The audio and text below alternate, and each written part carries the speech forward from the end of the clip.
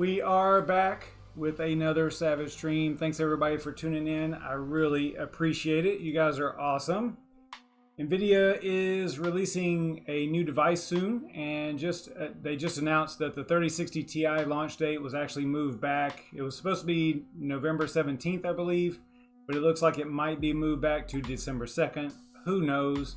But that's just whenever the rumored launch date is. So let's talk about the device a little bit here quickly. This is going to be a pretty quick video. I'm not going to drone on and on about this thing. There's not too much great about it, so I'm just going to cover it quickly and then we'll get on with our night. So about the device, it's built on the 8nm process, Ampere, just like the other 3000 series. 4,864 CUDA cores. That's fewer than the 3070s, even though it uses the same GPU die itself, the 104, I believe. What does it say here? It actually says here, yeah, GA 104. So it uses the same basic die, GPU die, but it is a cut down version of it. So it is fewer than the 3070s, 5,888. Looks like it's going to have 151 tensor cores. I think that's a little less than the 3070. 38 ray tracing cores. Again, a little less than the 3070. It will have the same amount of memory, the same type of memory as the 3070. That's 8 gig of G6 memory. And that's going to be 14 gigabits per second, which is the same as the 3070, which I'll get to that in a moment. It's going to have the same 256 memory bus. That's the same as the 3070 as well. It's going to have the same throughput, the gigabytes per second memory bandwidth of 448 gigabytes per second. So it looks like it's going to cost around $400 USD, but there's some rumors that have it closer to $450. I think that $450 will probably be a mistake. It needs to be around $400 for what you are getting, especially on the mining side. Again, though, these vendors, they don't care about miners. Okay, so you know, we all look at these GPUs and new hardware through the lens of a miner, and we sometimes are looking at it like, man, what are they doing? Why aren't they making this so much better for mining? Well, because they don't really care. They're in the gaming market. I'm sure that there's some portion of their you know, their staff that kind of leans towards the mining aspect of GPUs, but their primary purpose is graphics, is games. So that's what they're focused on. They're not worried about how much hash rate this thing gets on Ethereum. Okay, so just keep that in mind as you're looking. It's real easy to get wrapped up into like, man, they really don't care about us miners, and they don't. That's true. So this card, the 3060 Ti, is as powerful, or maybe even a little bit more powerful than the 2080 Super, released just a year ago or so. The 3060 Ti will most likely, it's going to use the, like I said earlier, the cut down version of the GA 104 found in the 3070, and the 3070 cost $499. So that's why I say that if these specs are accurate, then I would expect a 400 or less USD price, you know, because $499, if it's only $449, then who would buy a 3060 Ti, you know, over a 3070? So for just $50 difference, I don't know. Maybe, you know, maybe on the mining side it would still make sense, but probably not on the gaming side. So it's just something to kind of keep in mind there. We're no doubt going to see supply issues again. We'll all suffer through this again together, most likely through the end of the year. Normal folks like me probably won't be able to get any new GPUs until 2021, easily anyway, because I don't really want to buy just one at a time. You know, I'm a miner, so I'd rather buy a set, and that's going to be really tough. As far as ETHASH mining performance for the 3060 Ti, let's take a look at that real quick just to show you what I came up with.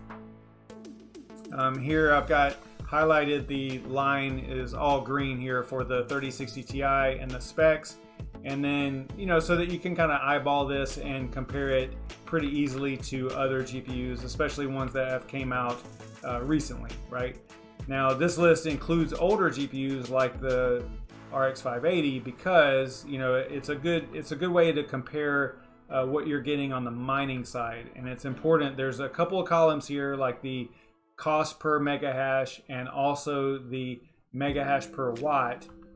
These are super important columns because this has to do with your profitability and also has to do with your break-even point. Okay, so the actual mega hash per watt, you know, based on the mining performance, and the cost per mega hash are both super important factors in profitable mining. Okay, you know, a lot of people overlook it and they just think that the latest greatest hardware is the best to get for mining, and that's not necessarily the case. As you can kind of see with this GPU here. Okay, so this is brand new 3060 Ti, not even released yet, probably December 2nd. Looks like it's going to have a $400 price tag, and based on the memory bandwidth, speed, all that stuff, it looks like on ETHASH, okay, it's going to get about 56. Probably that's right out of the box. With some overclocking, you're probably going to see 61, 62, somewhere around in that range. All right, so we'll play with that number in a minute. The calculation is based on, you know, memory bandwidth and all that, so it looks like it's supposed to get about 56 right out of the box. And that puts your cost per mega hash at $7.13 USD. The actual mining wattage, that is what I was just playing with that based on the 70% of TDP. So right here is your 70% of TDP column that automatically gets calculated for you whenever you plug in the TDP of the card over here, the thermal design power. And the TDP of this card is 180, it looks like. And that's going to put you at 126 for 70%, which is usually right around where miners get. There's some of these newer cards, like the 3060 might actually go all the way down and get down into like the 115, the 120 range, which would be great if you can still mine efficiently at that lower wattage, and it's likely. So these numbers change, you know, based on that. So like, for example, if you could get down to 115, you know, you'll see all the numbers change as far as the mega hash per watt. That changes, and then let's see if we go like to 62. If we could get to 62 on it with some overclocks, you know, it changes all these numbers. So if you could get for example here, so if you could get down to 115 watts on the 3060 and still get 62 mega hash on ETHASH, then that would put it at a astounding mega hash per watt of 0.54, which is great. Okay, so if we sorted by this column, large to small here, that would definitely put it at the top. Okay, but you can see how just changing some numbers here, you know, let's say it doesn't do 62, let's say it just does 60, you know, then you start getting down into other areas, you know, where other GPUs might be better, like the 6700 XT. So we don't know what the performance of this is just yet. I don't believe. Apparently it's for sale already, in at least for sale, meaning you could buy it, and it's all pre-sale, of course, in Saudi Arabia or something like that. There was like an ad that looked legit. Anyway, but I think the cost was like $900 USD or something. I don't know. It was just kind of a rumored site, so I wouldn't put too much faith in that. But let's look at some of these other columns here so that we can kind of get an idea of what's going on. So I plugged in my kilowatt per hour, cost per kilowatt at 10.3 cents per kilowatt hour. So it looks like the cost per day for this GPU is going to be about 77 cents at 10.3 cents per kilowatt hour.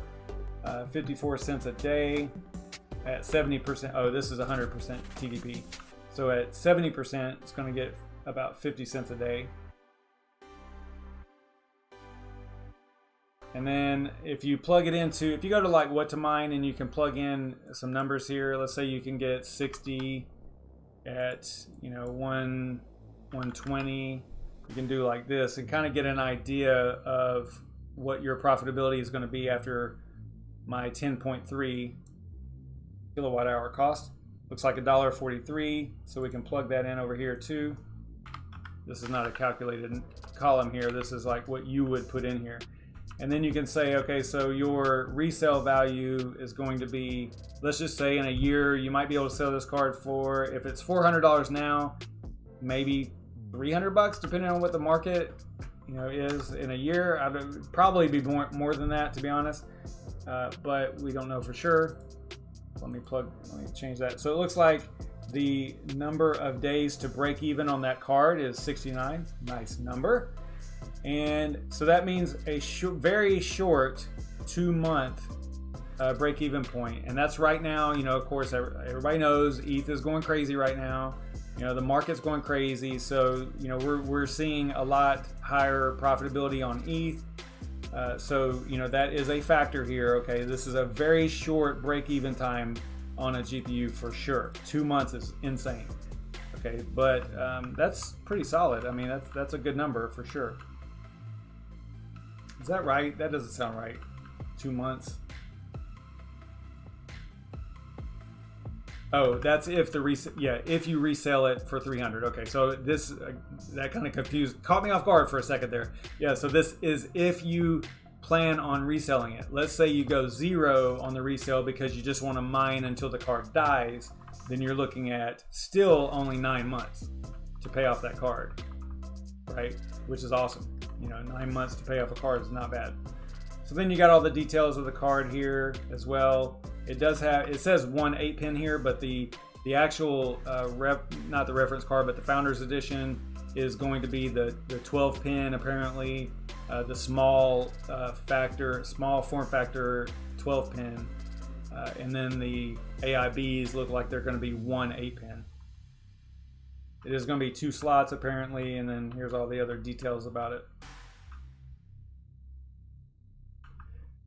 So that is it. It looks like, I mean, it looks like it's going to be a pretty decent card for mining. I don't know how, you know, we have to wait and see what it gets on ETHASH. And again, this is just ETHASH. I'm not doing any other algos on this right now.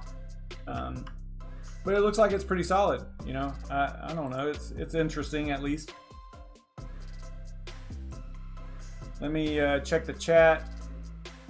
And yeah, if you sort by this column, the cost per mega hash, you know, still the 580, depending on what you pay for it, is still pretty good on cost per mega hash, but not that great compared to the other ones on mega hash per watt. Okay, so this, you know, it just depends on what you want to do. If you're going to be mining strictly for profit and just mine the card to death until it dies, then maybe it would make more sense to pay a little bit more for per mega hash. Actually, no, it would be the other way around. If you're planning on reselling it, then it might make more sense to pay more per mega hash. But these two columns here are kind of personal preference kind of situations here. I would put more value in the mega hash per watt than the actual cost per mega hash, depending on your situation and whether or not you are going to resell the card or not. So I like to keep it sorted by this column here. And with the cards that are over here, it still comes in third, but that's based on a little bit higher than calculated mega hash, right? Performance. Let's see, power wise, I didn't do a lot with that. I left it at 125. I think that's pretty close to the 70%. Yeah, 70% was 126. But I mean, things get really cool if you can get this down, like at that wattage, you know, you go down to 120. If you could get it to 115, then you would be really killing it, right? Because now that card is now at the top as far as mega hash per watt. All right, so let me check the chat, see what you guys are up to over here.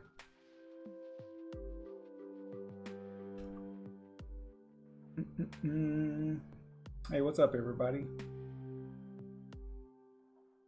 What is up, Jay Bohannon? Serpent showed up for a minute, I think. Maybe he's gone. Chancoin, what is up, man?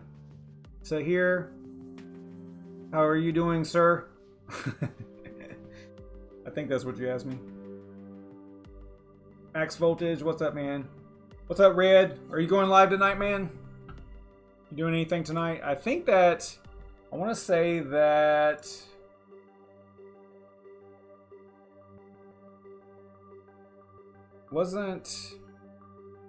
DCA Adventure Live. Okay, so they're doing a premiere now. So I guess head over there to their premiere. This is Trading with a View. Let's head over there, and I don't know how much longer they got. It's 45 minutes already. I know that this doesn't go on very long, maybe an hour. No telling though. So head over there and do the Savage Raid. Hopefully this was somewhat informative or entertaining or whatever. Be sure to smash that like Red Panda says, or else.